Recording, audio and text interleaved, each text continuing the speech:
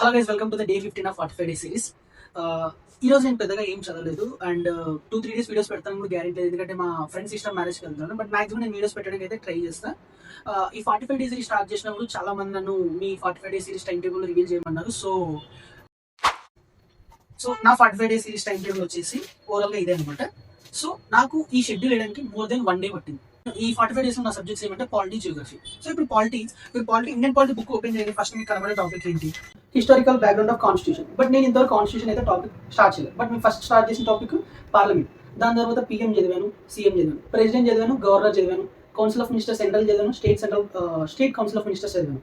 ఇప్పుడు మీరు president చదవగానే president కి as it is parallel topic governor. అది సేమ్ రిలేటెడ్గా ఉంటుంది, కాకపోతే సెంట్రల్ స్టేట్ జస్ట్ కొన్ని చేంజెస్ మాత్రమే ఉంటాయి. సో మీరు ప్రెసిడెంట్ చదివిన తర్వాత గవర్నర్ చదివితే ఏమవుతుంది?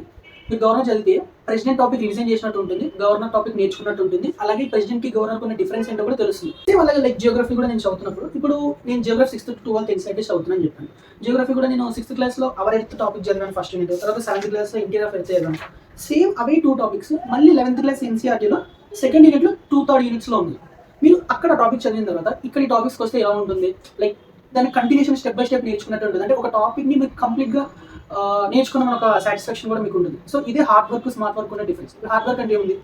ఈ బుక్ తీసుకుంటాం, ఈ బుక్ తీసుకొని స్టార్టింగ్ నుంచి అన్ని లైన్గా చదువుకుంటూ వస్తాం. ఈ టాపిక్ అయిపోయింది, ఈ టాపిక్. అలా కాకుండా ఈ టాపిక్కి ప్యారల్గా ఏ టాపిక్ ఉంది అలా రెండు ఒకేసారి చదవడం వల్ల టైం సేవ్ అవుతుంది. 2 టాపిక్స్ ఫినిష్ చేసామని మనకి అంటే ఒక కాన్ఫిడెన్స్ కూడా ఇస్తుంది.